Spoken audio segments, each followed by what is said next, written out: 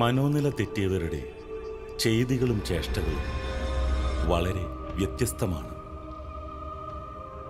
ആദ്യമായി അത് ബാധിക്കുന്നത് അവരുടെ ചിന്തകളെയാണ്.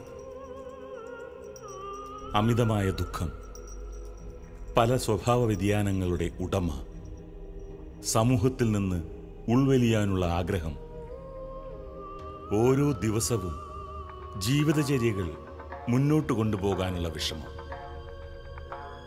ചിലർ അമിതമായ ദേഷ്യവും അക്രമവാസനയും പുറപ്പെടുവിക്കും. ഇങ്ങനെ പോകും അവരുടെ ജീവിത വ്യതിയാനങ്ങൾ. ഇങ്ങനെയുള്ള മനുഷ്യർക്കാണ് പി ശശിധരൻ ആശ്വാസഭവനിൽ പാർപ്പിടം നൽകിയത്.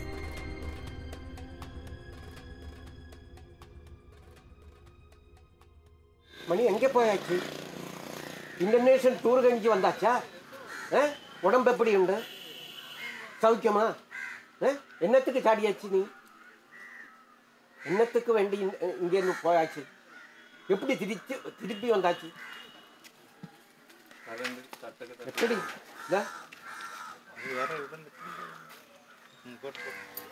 2008 ഡിസംബർ മാസത്ത് വെള്ളയമ്പലം ഇടവകയിലെ വിശുദ്ധ കുർബാനയ്ക്ക് ശേഷം തമ്പാനൂർ റെയിൽവേ സ്റ്റേഷനിൽ ഒരു ടിക്കറ്റ് ബുക്ക് ചെയ്യാനായിട്ട് ഞാൻ വരുമ്പോൾ തമ്പാനൂർ റെയിൽവേ സ്റ്റേഷൻ്റെ മുൻപിൽ ഗണപതി ടെമ്പിളിൻ്റെ മുമ്പിലായി ഉദ്ദേശം ഒരു 90 വയസ്സിൽ കൂടുതൽ പ്രായമുള്ള ആന്ധ്ര വേഷധാരിയായ ഒരു അമ്മച്ചി ഞാൻ കണ്ടു.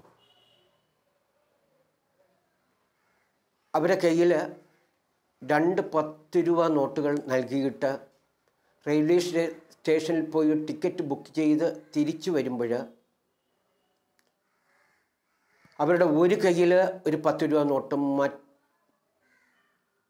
മറ്റേ 10 രൂപ നോട്ട് റോഡിൽ വീണ് കിടപ്പുണ്ട്. അപ്പോഴെനിക്ക് വേറെ ഒന്നും തന്നെ തോന്നിയില്ല. ഞാൻ അവിടെ നിന്ന് വീട്ടിലേക്ക് തിരിച്ച് വരുമ്പോൾ എൻ്റെ മനസ്സിലൊരു വിളിയോടെ ഇതിനവർക്ക് ഭക്ഷണം വാങ്ങിക്കൊടുത്തിരുന്നുവെങ്കിൽ അവരെ വിശപ്പടക്കാൻ പറ്റുമായിരുന്നു. ഈ നോട്ടിൻ്റെ വില, പേപ്പറിൻ്റെ വില പോലും ആ നോട്ടിന് അവർ നൽകിയില്ല എന്നെനിക്ക് മനസ്സിലായി. ഇതിൻ്റെ പ്രായശ്ചിത്തം എന്നോണം 10 പൊതിയുമായി ഞാൻ തമ്പാനൂർ റെയിൽവേ സ്റ്റേഷനിലേക്ക് പോവുകയാണ്. പോണ വഴിക്ക് കരമന ജംഗ്ഷനിൽ വെച്ച് ഞാനൊരു റോഡിൽ ഒരു മനുഷ്യനെ കണ്ടു. വളരെ അവശനായി നിൽക്കുന്ന മനുഷ്യൻ. അദ്ദേഹത്തിന് ഭക്ഷണം കൊടുത്തു. പക്ഷേ അദ്ദേഹത്തിന് വാരി കഴിക്കാൻ പോലും ബുദ്ധിമുട്ടായിരുന്നു. പിന്നെ അദ്ദേഹത്തിന് ഭക്ഷണം വാരിക്കൊടുത്തു. ബാക്കി പൊതികളുമായിട്ട് ഞാൻ തമ്പാനൂർ റെയിൽവേ സ്റ്റേഷനിലേക്ക് എത്തുന്നതിന് മുമ്പ് തന്നെ ഇതുപോലെയുള്ള അവശരായ മനുഷ്യരെ കാണുകയും അവർക്ക് ഭക്ഷണം നൽകുകയും ചെയ്തു. ഇത് എല്ലാ അവധി ദിവസങ്ങളിലും ഞാനിത് കണ്ടിന്യൂ ചെയ്തു. ഒരു ദിവസം ഒരു മനുഷ്യൻ എന്നെ സമീപിച്ചിട്ട് പറഞ്ഞു, വിശപ്പ് അവധി ദിവസങ്ങളിൽ മാത്രമല്ല വരുന്നത്, എല്ലാ ദിവസവും മനുഷ്യന് വിശപ്പുണ്ടാകും. അപ്പോൾ എനിക്കൊരു കാര്യം ബോധ്യമായി, വിശപ്പിന് അവധിയില്ല. അങ്ങനെ ഞാൻ എല്ലാ ദിവസവും വൈകുന്നേരം 40-ലേറെ പേർക്ക് ഭക്ഷണം വിതരണം ചെയ്തു. വെറുതെ ഡിസ്ട്രിബ്യൂട്ട് ചെയ്യുകയല്ല, ആവശ്യക്കാരെ കണ്ട് അവർക്ക് ഈ ഭക്ഷണത്തിൻ്റെ ആവശ്യമുണ്ടെന്ന് മനസ്സിലാക്കി അവരെ കൈ കഴുകി ഭക്ഷണം കഴിക്കാൻ നിവൃത്തിയില്ലാത്തവർക്ക്, വാരിക്കഴിക്കാൻ കഴിവില്ലാത്തവർക്ക് വാരിക്കൊടുത്ത് ആണ് ഞാൻ ഈ ശുശ്രൂഷ ചെയ്തുകൊണ്ടിരുന്നത്. അങ്ങനെ ഒരു ദിവസം EK നയനാർ പാർക്കിൽ നിന്ന് ഭക്ഷണപ്പൊതികളുമായി അവിടെ കണ്ടവർക്ക് നൽകിയതിന് ശേഷം ഞാൻ തമ്പാനിലോട്ട് വരുമ്പോൾ ഇന്ന് നമ്മുടെ KTDCയുടെ മുൻവശത്തായിട്ട് രാത്രി 8:30 മണിയോളമാകും ഒരു മനുഷ്യൻ പുതച്ച് ഫുട്പാത്തിൽ കിടക്കുന്നതായി കണ്ടു. ആ മനുഷ്യനെ തട്ടിയിളക്കി. അപ്പോൾ അദ്ദേഹം ഒരു മാനസിക രോഗിയാണെന്ന് എനിക്ക് മനസ്സിലായി. ഉണർന്ന ഉടൻ തന്നെ അദ്ദേഹം എന്നെ കുറേ അദ്ദേഹത്തിൻ്റെ ഭാഷയിൽ തന്നെ കുറേ തെറികൾ എന്നെ വിളിച്ചു. എന്നിട്ട് എന്നെ ഉപദ്രവിക്കാനായിട്ട് അദ്ദേഹം വന്നു. പക്ഷേ അന്ന് എൻ്റെ കയ്യിൽ ദോശയും രസവട, പഴം, മറ്റു കാര്യങ്ങളൊക്കെ, മറ്റ് വിഭവങ്ങളൊക്കെ ആയിരുന്നു ഉണ്ടായിരുന്നത്. ദോശയ്ക്ക് ഒരു പ്രത്യേകതയുണ്ട്. പൊതിയിൽ വച്ചിരിക്കുന്ന ദോശ തുറന്നു വയ്ക്കുമ്പോൾ ഒരു മണമുണ്ട്. ഭക്ഷണത്തിൻ്റെ മണം കേട്ടിട്ട് അദ്ദേഹം എൻ്റെ അടുത്തേക്ക് വന്നു. വീണ്ടും ഞാൻ അദ്ദേഹത്തിൻ്റെ ഒക്കെ പറയാണ്. അപ്പോൾ അദ്ദേഹം വയലൻ്റായിട്ട് നിൽക്കുകയാണ്. എൻ്റെ അടുത്തേക്ക് വന്ന് വയലൻ്റായിട്ട് നിൽക്കുന്ന അദ്ദേഹത്തിനോട് പറഞ്ഞു, ഖാനാ പീന നയാ കപ്പടാ ദേവുങ്ക ആവോ എന്ന് പറഞ്ഞു. അപ്പോൾ കുറേ കൂടെ അദ്ദേഹത്തിന് എന്തോ ഒരു ഉൾവിളി വരുന്നത് പോലെ അദ്ദേഹം എൻ്റെ സമീപത്തേക്ക് എത്തി. ഞാൻ ഈ ഭക്ഷണപ്പൊതി ഒന്ന് കൂടെ തുറന്നു. അദ്ദേഹം ഭക്ഷണം കണ്ടു. അദ്ദേഹം ഫുട്പാത്തിലേക്ക് ഇറങ്ങിച്ചെന്ന് പട്ടി കഴിക്കും പോലെ ഫുട്പാത്തിൽ ഇരുന്നു കൊണ്ട്, കാരണം അദ്ദേഹത്തിൻ്റെ കൈ സ്വാധീനമില്ലായിരുന്നു, പട്ടി കഴിക്കുന്നത് പോലെ അദ്ദേഹം ഭക്ഷണം കഴിക്കാൻ തുടങ്ങി. ഇത് കണ്ടിട്ട് ഞാൻ ഭക്ഷണം വാരിക്കൊടുത്തു. അദ്ദേഹത്തിന് ഭക്ഷണം വാരിക്കൊടുത്ത് ആദ്യത്തെ ഒരു പാക്കറ്റിൽ 5 ദോശയാണ്. അടുത്ത പാക്കറ്റ് തുറന്ന് ഒരു 2 ദോശ കൂടെ അദ്ദേഹത്തിന് കൊടുത്തപ്പോൾ അദ്ദേഹം പറഞ്ഞു, ബസ് മതി. ആ സമയത്ത് അദ്ദേഹത്തിൻ്റെ മുഖത്ത് വന്ന ആ തെളിച്ചം, ലോകത്ത് എന്തൊക്കെ നേടിയാലും ഈ വെളിച്ചത്തിന് തുല്യമായി വേറൊന്നുമില്ല എന്ന് എനിക്ക് അപ്പോഴും ബോധ്യമായി. ഉപനിഷത്തുക്കളിൽ ഇങ്ങനെ പറയുന്നുണ്ട്, വിശക്കുന്നവന് ഒരു നേരം ഭക്ഷണം കൊടുക്കുന്നത് 1000 പുഷ്ടിയുള്ള ആനയെ നടക്കിരുത്തുന്നതിനേക്കാളും വിശിഷ്ടമാണ്.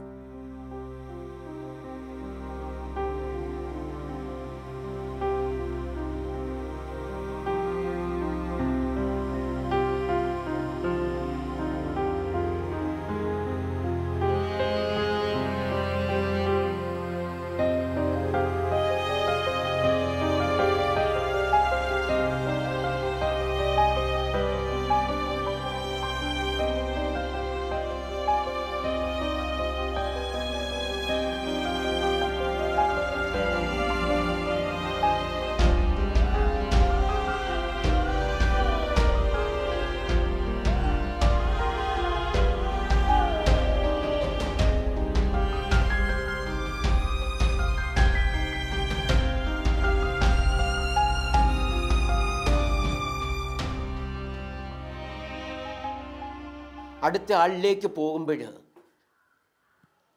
ജസ്റ്റ് എൻ്റെ പറയുന്ന ഒരു മനുഷ്യൻ ഇങ്ങനെ നടന്നു വരുന്നത് പോലെ എനിക്ക് തോന്നി. തിരിഞ്ഞു നോക്കുമ്പോൾ ഈ മനുഷ്യനാണ്.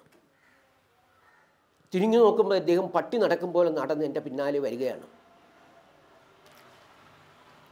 അദ്ദേഹത്തിന് ഞാൻ ചോദിച്ചു, എന്താ കാര്യം? അപ്പോൾ സംസാരത്തിൽ നിന്ന് എനിക്ക് മനസ്സിലായി, ഉറങ്ങിക്കിടന്ന ഒരു മനുഷ്യന് തട്ടിയിളക്കി ഭക്ഷണം കൊടുത്തു. ഇനി അദ്ദേഹത്തിൻ്റെ ആവശ്യം പാർപ്പിടമാണ്. അയാൾക്ക് ഉറങ്ങാൻ ഒരു ഇടം വേണം എന്നുള്ളതാണ്. അപ്പോൾ ഇങ്ങനെ വരുന്ന ആളുകളെ ഞാൻ അടുത്തുള്ള റെയിൽവേ സ്റ്റേഷനിലേക്കാണ് കൊണ്ടുപോകാറുള്ളത്.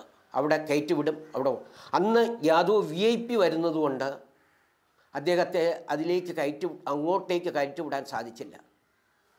തൊട്ടടുത്ത് തമ്പാനൂർ ബസ് സ്റ്റാൻഡിലേക്ക് കൊണ്ടുപോയി അദ്ദേഹത്തെ അവിടെ ഇരുത്തിയിട്ട് ഞാൻ എൻ്റെ വീട്ടിലേക്ക് പോവുകയാണ്. ബാക്കി പൊതികൾ ഡിസ്ട്രിബ്യൂട്ട് ചെയ്തതിന് ശേഷം വീട്ടിലേക്ക് പോയി കുറേ ദൂരം എത്തുമ്പോൾ എനിക്ക് തോന്നി, മനുഷ്യന് വിശപ്പ് മാത്രമല്ല ആവശ്യം, പാർക്കാനൊരു ഇടവും വേണം. ആ പാർക്കാനൊരു ഇടമാണ് ഇന്ന് ഈ കാണുന്ന ആശ്വാസ് ഭവൻ.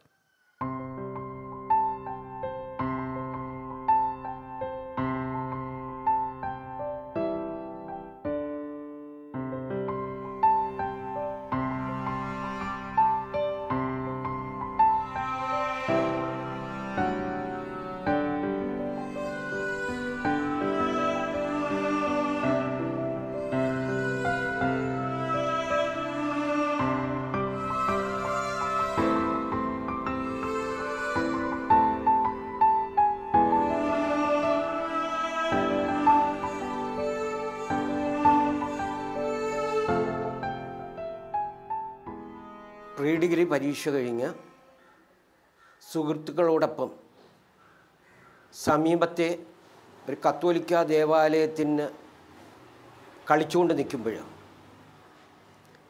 ആ കത്തോലിക്ക ദേവാലയത്തിലെ പുരോഹിതൻ ഞങ്ങളുടെ കയ്യിൽ പുതിയ നിയമത്തിലെ പുസ്തകം ഞങ്ങൾക്ക് ഓരോരുത്തർക്കും നൽകുകയുണ്ടായി. അതിലെ ഓരോ പേജുകളും മറിച്ച് നോക്കി വായനയിലേക്ക് എൻ്റെ ശ്രദ്ധ പതിച്ച് എന്നെ ആകർഷിച്ച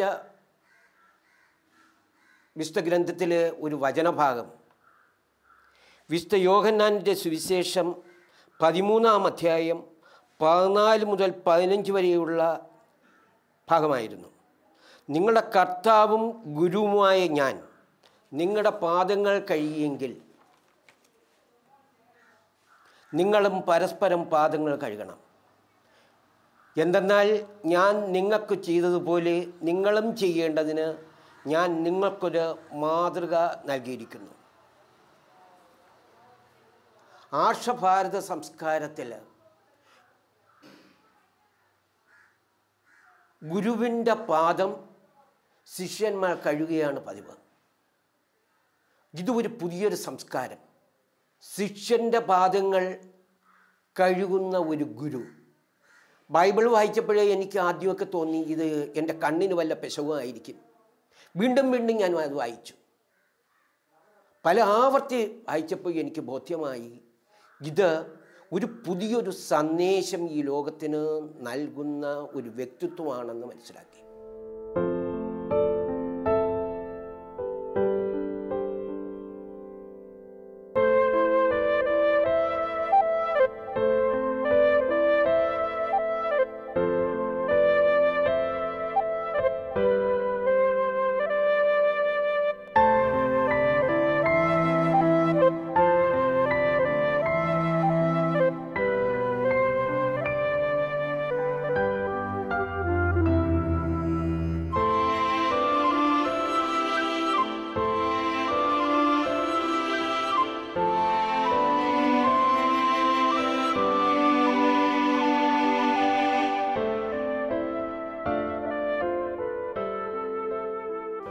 തുടക്കത്തിൽ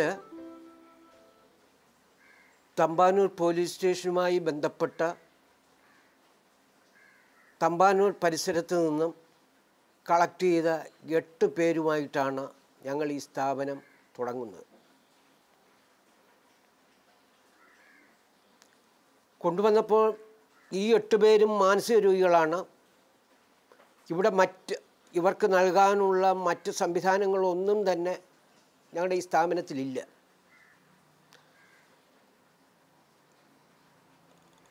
മെൻ്റൽ ഹോസ്പിറ്റലുമായി അന്വേഷിച്ചപ്പോൾ അവർ പറഞ്ഞത് സമീപത്തെ പ്രൈമറി ഹെൽത്ത് സെൻ്ററുടെ റിക്വസ്റ്റ് ഉണ്ടെങ്കിൽ മാത്രമേ ഇവരെ പരിശോധിക്കുകയുള്ളൂ എന്നാണ്. അതിന് പ്രകാരം പല തവണ ഗവൺമെൻറ് ആശുപത്രിയുമായി ബന്ധപ്പെട്ടുവെങ്കിലും ഇവിടെ വന്ന് ഇവരെ പരിശോധിക്കാനായിട്ട് ഒരു ഡോക്ടർ പോലും വന്നില്ല. അവസാനം ഏകദേശം ഒരു 15 ദിവസം കഴിഞ്ഞതിന് ശേഷമാണ് ഞങ്ങൾക്കൊരു ഡോക്ടറുടെ സേവനം ഞങ്ങൾക്ക് ലഭിക്കുന്നത്. ഈ 15 ദിവസത്തിനുള്ളിൽ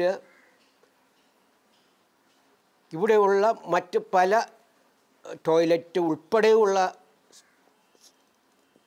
സ്ഥാപക ജംഗമ വസ്തുക്കൾ ഇവർ നശിപ്പിച്ചു എന്ന് തന്നെ പറയാം. അവസാനം 15 ദിവസങ്ങൾക്ക് ശേഷം ഇവരെ മെൻ്റൽ ഹോസ്പിറ്റലിൽ കാണിക്കാനായിട്ട് ഞങ്ങൾ കൊണ്ടുപോവുകയാണ്. ആ കൊണ്ടുപോയ സമയത്ത് OPയിൽ പോയി ഇവർക്ക് OP ടിക്കറ്റ് എഴുതാനായിട്ട് പോയപ്പോൾ ആ OP ടിക്കറ്റ് എഴുതുന്ന ആൾ എന്നോട് പറഞ്ഞത് സൂപ്രണ്ടിൻ്റെ അനുമതി ഉണ്ടെങ്കിൽ മാത്രമേ OP ടിക്കറ്റ് എഴുതാൻ പറ്റുള്ളൂ എന്നാണ് പറഞ്ഞത്. അന്വേഷിച്ചപ്പോൾ അപ്പോൾ അങ്ങനെ ഞാൻ സൂപ്രണ്ടിനെ ചെന്ന് കണ്ടു. സൂപ്രണ്ട് പറഞ്ഞത് ഇവരെ ബാക്ക്ഗ്രൗണ്ട് അറിഞ്ഞാൽ മാത്രമേ ഇവിടെ ട്രീറ്റ് ചെയ്യാൻ പറ്റുള്ളൂ എന്നാണ്. ഇത്തിരി സംസാരിച്ച് ഞങ്ങൾ ഒരു കാരണവശാലും അവർ രോഗികളെ പരിശോധിക്കാൻ തയ്യാറായില്ല.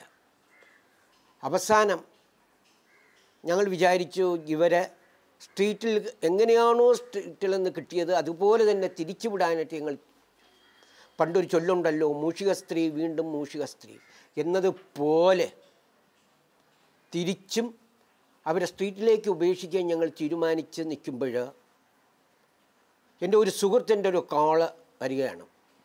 അദ്ദേഹം പറഞ്ഞതാണ്, അദ്ദേഹത്തിൻ്റെ മകൾക്ക് ഒരു സർട്ടിഫിക്കറ്റ് താലൂക്ക് ഓഫീസിൽ നിന്ന് വാങ്ങിക്കൊടുക്കണം, അതിനു വേണ്ടിയാണ് പുള്ളി എന്നെ വിളിച്ചത്. അപ്പോൾ ഞാൻ എൻ്റെ ഈ പ്രതിസന്ധി അദ്ദേഹത്തെ ബോധ്യപ്പെടുത്തി. ആ സമയത്ത് അദ്ദേഹം എന്നോട് പറഞ്ഞത്, ഒരു 5 മിനിറ്റ് സാറ് എനിക്ക് വേണ്ടി വെയിറ്റ് ചെയ്യണം. അങ്ങനെ പുള്ളി ആരോടോ സംസാരിച്ചിട്ട് ഒരു 5 മിനിറ്റ് കഴിഞ്ഞപ്പോൾ പുള്ളി എന്നെ വിളിച്ചു പറഞ്ഞു, ജനറൽ ഹോസ്പിറ്റലിൽ 15-ാം നമ്പർ റൂമിൽ പോകണം, അവിടെ ഡോക്ടർ സാഗർ എന്ന് പറഞ്ഞ ഒരാൾ അവിടെ ഉണ്ട്, സാറ് ഡോക്ടറെ ചെന്ന് കണ്ടാൽ മതി എന്ന് പറഞ്ഞു. അതിന് പ്രകാരം ഞങ്ങൾ ഡോക്ടർ സാഗറിനെ കാണുകയും ഇന്ന് ഈ സ്ഥാപനത്തിൻ്റെ വളർച്ചയ്ക്ക് ദൈവം കഴിഞ്ഞാൽ ഞങ്ങൾക്ക് താങ്ങും തണലുമായി നിൽക്കുന്നത് ഡോക്ടർ സാഗറാണ്.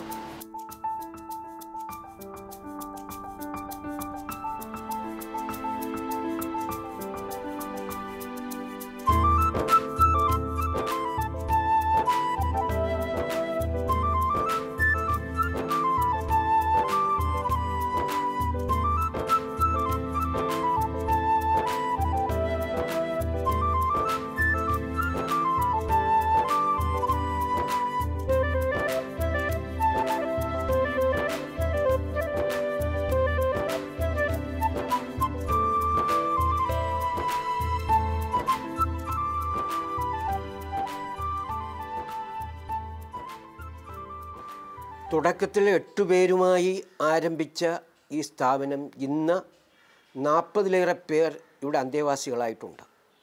ഈ 40 പേരും മാനസിക രോഗികളാണ്.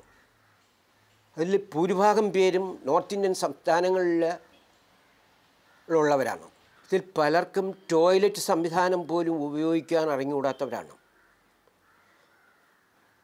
ഉറങ്ങുന്ന സ്ഥലത്ത് തന്നെ, അല്ലെങ്കിൽ കിടക്കുന്ന സ്ഥലത്ത് തന്നെ, അല്ലെങ്കിൽ പരിസരബോധമില്ലാതെ ഇവർ മലമൂത്ര വിസർജനം ചെയ്യുന്നത് ആണ്. അപ്പോൾ അവരെ ഇതിൽ നിന്ന് വൃത്തിയാക്കി എടുക്കുകയെന്ന് പറയുന്നത് വളരെ ഏറെ ബുദ്ധിമുട്ടുള്ള കാര്യമാണ്. പലപ്പോഴും മനസ്സിലേക്ക് കടന്നു വരാറുണ്ട്, എന്തിനീ ഈ കുരിശ് എടുക്കാൻ പോയി എന്ന് വരെ ചിലപ്പോൾ മനസ്സിൽ ആ ചിന്ത വരാറുണ്ട്. പിന്നെ ശാരീരികമായിട്ടുള്ള അവരുടെ ഉപദ്രവവും. ഈ സമയത്തെല്ലാം കിട്ടുന്ന ഒരു ശക്തി എന്ന് പറയുന്നത്, എന്നും രാവിലെയുള്ള വിശുദ്ധ കുർബാനയിൽ പങ്കെടുത്തതിന് ശേഷം കുറഞ്ഞത് 1 മണിക്കൂർ സമയമെങ്കിലും ദിവ്യകാരുണ്യനാഥൻ്റെ മുമ്പിൽ ഇരിക്കാറുണ്ട്. അവിടെ നിന്ന് കിട്ടുന്ന ഒരു ശക്തി, ഒരു ഊർജം ആണ് ആ ദിവസത്തേക്ക് വേണ്ടിയുള്ള എല്ലാം എനിക്ക് ലഭിക്കുന്നത്. അതുപോലെ തന്നെ എല്ലാ ദിവസവും വൈകുന്നേരങ്ങളിൽ വീണ്ടും ദിവ്യകാരുണ്യനാഥൻ്റെ മുമ്പിൽ പോയി കുറഞ്ഞൊരു 1/2 മണിക്കൂറെങ്കിലും ചിലവഴിക്കാറുണ്ട്. ഈ സമയത്തെല്ലാം അതുവരെ ആ ദിവസത്ത് കിട്ടിയിട്ടുള്ള എല്ലാ നെഗറ്റീവ്സും മാറിപ്പോവാൻ ഉള്ള ഒരു ശക്തി ദിവ്യകാരുണ്യനാഥനിൽ നിന്ന് ഓരോ ദിവസവും എനിക്ക് ലഭിച്ചുകൊണ്ടിരിക്കുന്നു. ഇന്ന് ഈ സ്ഥാപനത്തിൻ്റെ വളർച്ചയും മുന്നോട്ടുള്ള എല്ലാ നടപടികളും ഞാൻ എൻ്റെ വിശ്വാസത്തിൽ ദിവ്യകാരുണ്യത്തിൽ നിന്നും കിട്ടുന്ന ഈ കൃപയാണ്.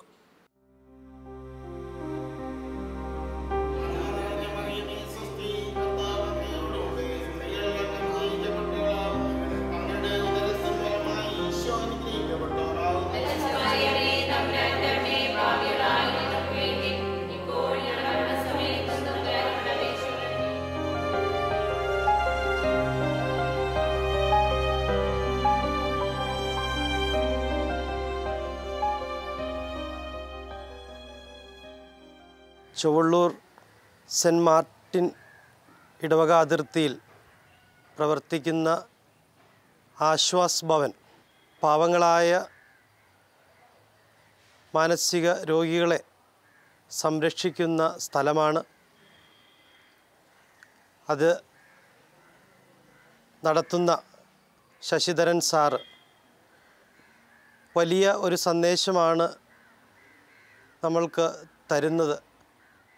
അനുകമ്പയെക്കുറിച്ചൊക്കെ ധാരാളം കേട്ടിട്ടുണ്ടായിരുന്നെങ്കിലും ഈ ഇടവകയിൽ വന്നതിന് ശേഷമാണ് എന്താണ് യഥാർത്ഥ അനുകമ്പ, സഹിക്കുന്നവരോട് കൂടെ ചേർന്ന് സഹിക്കുന്ന ആ വലിയ സ്നേഹം എന്താണെന്ന് ഈ ഇടവകയിലുള്ള എല്ലാ മക്കൾക്കും കാണിച്ചു കൊടുക്കുന്ന ഒരു സ്ഥാപനമാണ്, അല്ലെങ്കിൽ ഒരു വ്യക്തിയാണ് ഈ ശശിധരൻ സാറ്. ഭൂമിയിൽ നിക്ഷേപം കരുതി വയ്ക്കരുത്. തുരുമ്പും കീടങ്ങളും അവ നശിപ്പിക്കും. കള്ളന്മാർ തുരന്ന് മോഷ്ടിക്കും. എന്നാൽ സ്വർഗത്തിൽ നിങ്ങൾക്കായി നിക്ഷേപങ്ങൾ കരുതി വയ്ക്കുക. അവിടെ തുരുമ്പും കീടങ്ങളും അവ നശിപ്പിക്കുകയില്ല, കള്ളന്മാർ മോഷ്ടിക്കുകയില്ല. നിങ്ങളുടെ നിക്ഷേപം എവിടെയോ അവിടെയായിരിക്കും നിങ്ങളുടെ ഹൃദയവും.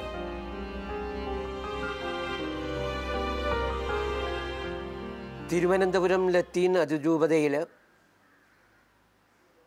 ടെമ്പറാലിറ്റി ബോർഡിൻ്റെ ഡയറക്ടറായി ഞാനിപ്പോൾ സേവനം ചെയ്യുന്നു. തിരുവനന്തപുരം അതിരൂപത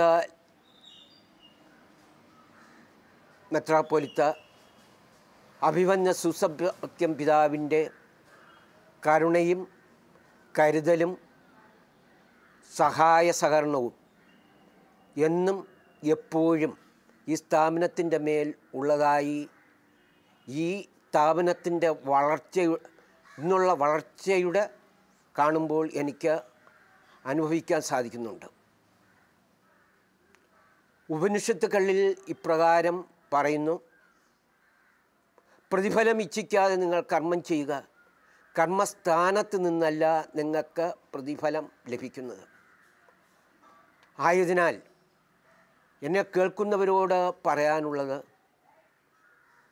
ദരിദ്രരോട് പക്ഷം പിടിക്കുക. ഉപനിഷത്തുക്കൾ പറയുന്നത് പോലെ തന്നെ വിശുദ്ധ ബൈബിളിലും പുതിയ നിയമത്തിലും പഴയ നിയമത്തിലും താളുകൾ മറിച്ചാൽ നമുക്ക് ഈ പാപങ്ങളോട് പക്ഷം പിടിക്കാൻ, ദരിദ്രരോട് പക്ഷം പിടിക്കാൻ പറയുന്ന ദൈവത്തെ നമുക്ക് ദർശിക്കാൻ സാധിക്കും. ഇവിടെ ഉപനിഷത്തുക്കളിലും വിശുദ്ധ ഗ്രന്ഥത്തിലും കാണുന്ന കാര്യമെന്ന് പറയുന്നത്, ദരിദ്രരോട്, വിശക്കുന്നവരോട്, ദാഹിക്കുന്നവരോട്, പാർപ്പിടമില്ലാത്തവരോട്, വസ്ത്രമില്ലാത്തവരോട് പക്ഷം പിടിക്കാനാണ് ഈ ഗ്രന്ഥങ്ങളെല്ലാം നമ്മളെ പഠിപ്പിക്കുന്നത്. ഇതിൽ നിന്നും നമുക്ക് കിട്ടുന്ന പ്രചോദനം എന്തെന്ന് പറയുന്നത്, ലോകത്തിൽ സ്വന്തം മക്കൾക്ക് എന്തൊക്കെ നിങ്ങൾ നേടിക്കൊടുത്താലും, ഞാൻ നേരത്തെ പറഞ്ഞ ഒരു ഉദാഹരണം നിങ്ങളെ ഓർമ്മയിൽ വരുന്നത് നല്ലതാണ്. വയസ്സാം കാലത്ത് ഇവരുടെ സപ്പോർട്ട് ലഭിക്കുമെന്ന് നിങ്ങൾ ഒന്ന് ചിന്തിച്ചു നോക്കിയാൽ മനസ്സിലാക്കാൻ സാധിക്കും. അതുകൊണ്ട് ജീവിക്കുന്ന കാലത്ത് ദരിദ്രരുടെ പക്ഷം ചേരുകയും ഇല്ലാത്തവർക്ക് പങ്കുവയ്ക്കുകയും അവരുടെ പക്ഷം പിടിക്കുകയും ചെയ്യുമ്പോൾ അത് സ്വർഗത്തിലേക്കുള്ള നമുക്കുള്ള ഒരു പ്രവേശന കവാടം തുറക്കുകയാണ് ചെയ്യുന്നത്. വിശുദ്ധ മത്തായിയുടെ സുവിശേഷം വളരെ വ്യക്തമായി നമ്മളെ പഠിപ്പിക്കുന്നുണ്ട്. ഈ എളിയവരിൽ ഒരുവന് ചെയ്തപ്പോഴെല്ലാം നിങ്ങൾ എനിക്ക് തന്നെയാണ് ചെയ്തു തന്നത്. കാരണം എനിക്ക് വിശന്നു, നിങ്ങൾ എനിക്ക് ഭക്ഷിക്കാൻ തന്നു. എനിക്ക് ദാഹിച്ചു, എനിക്ക് കുടിക്കാൻ തന്നു. ഞാൻ പരദേശിയായിരുന്നു, എന്നെ സ്വീകരിച്ചു. പാവപ്പെട്ടവർക്ക് നൽകിയപ്പോഴെല്ലാം ഇത് എനിക്കാണ് നൽകിയതെന്ന് നിങ്ങൾ ഓർക്കുക. ഇങ്ങനെയുള്ളവർക്ക് നിത്യജീവൻ ഉണ്ടായിരിക്കും.